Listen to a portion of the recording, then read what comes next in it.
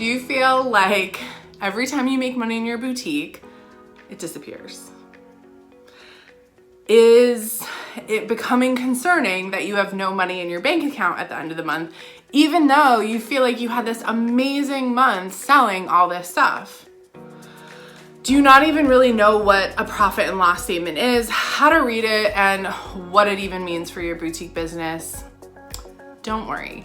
In this video, I'm gonna walk you through all of this and help you feel more comfortable with your boutique's cash flow. I would love for you to subscribe to my channel. I come out with new videos just for you every single Tuesday. And if you hit that little bell down here, you'll get a notification about when I come out with a new video to help you start, grow, and scale your boutique business. If we haven't met yet, hi, I'm Emily Benson, and I am a business and mindset coach for boutique owners. After working in corporate retail for many years, I started my own boutique business called The Fashion Truck in Boston, Massachusetts, and realized that so many boutique owners were emailing me saying, "How are you doing this, Emily?" Well, that led into me starting my consulting business where I help boutique owners start, grow, and scale their businesses. Whether you're looking to make $5,000 a month or $500,000 a month, the tips and tricks that I teach you here on this channel are gonna help you get there. Here's the thing, you're not gonna see me a lot in this video, so I'm gonna say hi right now, and then I'm gonna switch over to my screen where I'm actually gonna show you all of these numbers. I think it's really important that we actually look at what it looks like on our computer screen so you get the full benefits of what I'm gonna teach you here. So here we go.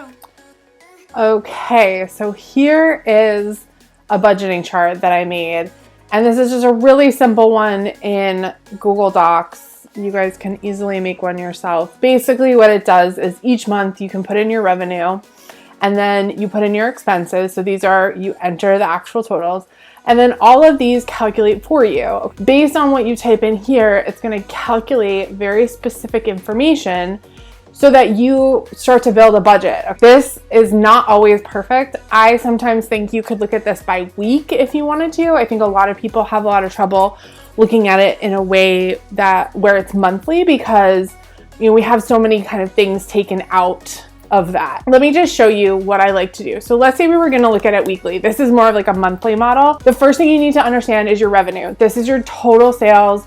This is basically after you have paid that sales tax, because every state has sales tax. That's after that, and it would be after any discount. So it would be called technically your net sales, your net revenue. So I'll actually even type that in here, net, okay? Your gross would be the total of everything, like what came through Shopify, let's say. What's net is what actually gets deposited in your bank account. Expenses, this does not include inventory. Inventory has to be looked at separately, and this is a huge problem that I see is that people aren't separating expenses from inventory. What is actually your expenses? A couple of things. One is gonna be any kind of overhead. So if you have rent, if you have utilities, now that would be if you have a brick and mortar store. If you work from home, you can't write all that off. There's only a certain small percentage you can write off. But this would include any website hosting fees, any advertising fees, any marketing fees. If you had a mobile boutique, it would include your gas. It's all these fixed expenses.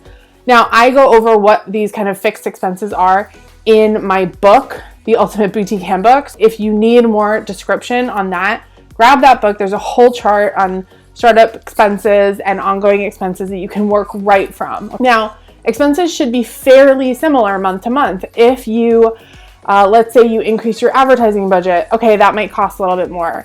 If you are doing events or pop-ups, okay, those months, the cost of those is gonna jump in here. But let's just say as a good startup expense, maybe you have about $600 in monthly expenses. That would be for like an online boutique. You're paying for Shopify, you're paying for the app, paying for shipping supplies, like your envelopes, all that stuff. Let's say it's $600. Now, you wanna take your revenue. Let's say this is, honestly, here's the thing. I'm gonna do this for like a really startup boutique. So let's say this month you made $1,200. That's in your net sales. Your expenses for the month were $600. Here's the deal. What normally happens is that people go ahead and they spend all of that leftover money, which would be $600, on purchasing more inventory.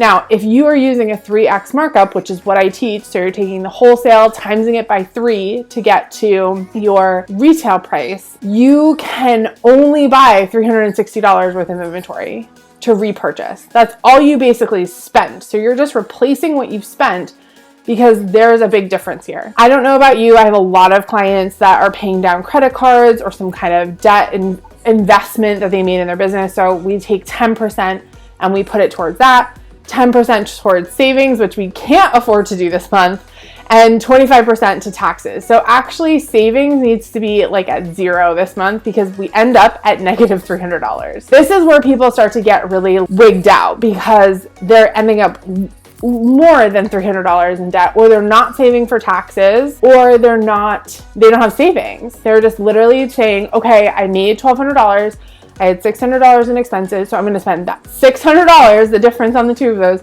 on more inventory. They're forgetting about all of this, and that becomes a problem over time. What happens is, now you know, okay, I'm $300 in debt basically, so I need to, if I want to cover all these buckets, $2,000.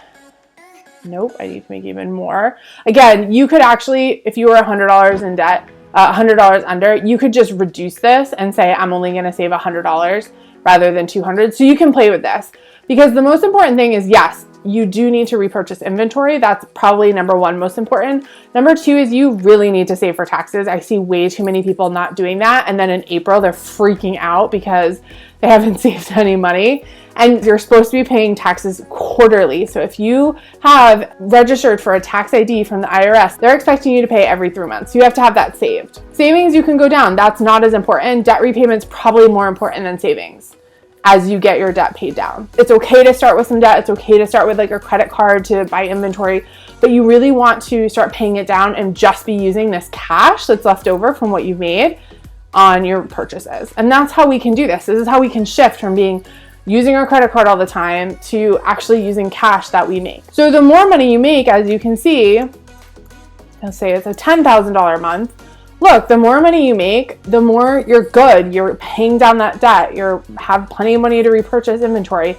Now, if your expenses go up because of this, let's say you moved into a brick and mortar and now your rent is $2,000 a month, you're going to have to adjust that. You're not going to have as much left over. The most important thing is that with your net revenue, your inventory amount doesn't change. Doesn't change necessarily because you have more expenses.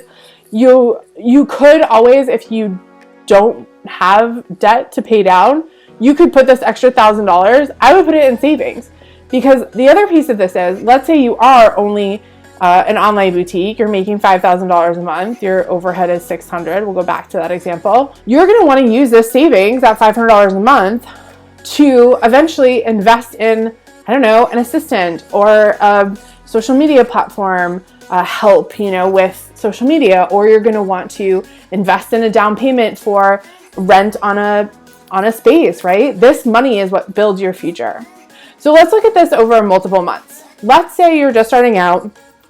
You're an online boutique. That's most of you guys who are watching my YouTube. So you're an online boutique and you are making, let's say you make $1,000 the first month. Very noble, okay? That's like a lot of money.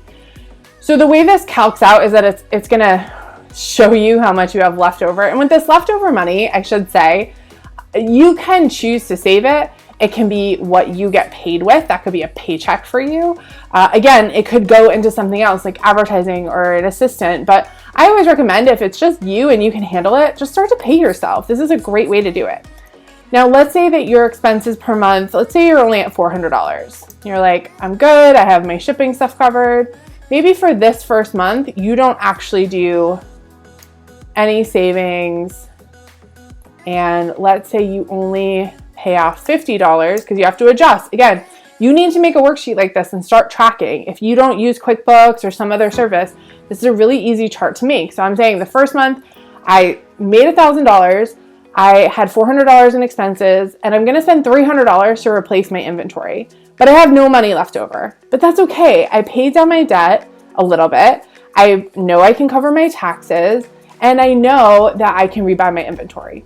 So here we go. Second month, we're starting with 0, but we do have $300 of new inventory. So let's say that new inventory gets us a little farther. We sell some of the inventory we had. Now we sold a little bit more. Let's say this month we make $1,400. Our expenses stay about the same. We're good, we're just online. Now to repurchase that inventory, we have $420 to get some new stuff. We're gonna pay a little bit more in our debt repayment. We're probably gonna bump that savings down to $90. Look, there we go, we're at zero again. Look, we started to save $90, that's amazing. You can pay for your inventory, you can repay that debt. Like, you're covering all your bases here. That's so important to have a sustainable business. It's okay if you have debt, you have credit card bills, things like that, because you bought inventory, you bought supplies for the store. But as you start up, you want to pay that down and not use it. And this is how you do it. This is how you actually take your cash and reinvest. So let's say that third month, let's say we have a great month. We're going up to $2,200. We're catching some fire. We're doing it. Our expenses stay the same. Look at this month. We are actually going to get to take home a paycheck of $150 if we want to. Or we could put that $150 into savings. Now, the cool part is that it starts to add up. Say we grow, we're growing $2,800 this month. This is not huge growth. This is like a little bit more, and we have enough inventory to support it. So here we go. Look, now we're left over with $450. Our running total is getting higher and higher. We're still able to repurchase inventory. We're still paying down our debt. We're still paying our taxes. We're slowly saving. Now, let's say we have an amazing month. Our fifth month, we jump right up. But you know what? It costs us a little bit more money to run the business. We need to buy some more supplies. We needed a few more things. So we had to spend $600. It doesn't matter. Look, we're still covered. We're still good. The issue becomes with most people is here's what they do. They say, okay, I'm going to spend $1,000 on my repurchasing inventory. I'm not going to pay off my debt. I'm not going to save for my taxes. And there we go. I'm in debt. Don't have enough money to run the business. So what do I have to do? I have to go back on my credit card to put this $400 difference on my credit card. So now I'm adding to my credit cards. I'm not covering my expenses. And let's say even here, I make $1,400 a month, but I go ahead and let's say even put $1,000 back into inventory again. Cause I was like, well, last month I did that. Again, not paying down my debt, not savings, and not paying for taxes. Like $400 in the hole. I've done it again. Even though I made more money, I'm still in the hole. This is what happens, is that you constantly are coming up against these issues where you're like, oh my gosh, I need to buy so much more inventory. Let's even say you bought $1,800. No savings there. No savings there. Maybe this month you decide, oh my gosh, I'm going to pay more money. I'm going to pay $500 down on my credit card because I'm freaking out. You're just putting yourself more and more in the hole. If you can start off from the first month, the second month, really tracking all this stuff and getting to the point where your savings, that's okay. I need you to have this bottom number at least at zero. At least at zero. And then as you go, build up. Hopefully you enjoyed this video. If you did, I want to invite you to come over here and grab my book called The Ultimate Boutique Handbook. It's over on Amazon. We'll put the link below, but this book is what started it all for me. People have called it the boutique Bible or the retail Bible because really I give you everything you need inside these pages to help you start your boutique, okay? So this is for you if you are new. I'm gonna teach you a lot more in this book that I don't end up teaching here on my YouTube channel. And if you're a visual learner, it's a great way because I have lots of charts and graphs. Head to Amazon, grab this. We also have the Kindle version. So either one, you can get it now or you can get it in a few days. I hope this video really served you. It really helped you. If it did, I'd love a like. Don't forget to subscribe and I'll see you next time here in Boutique Land.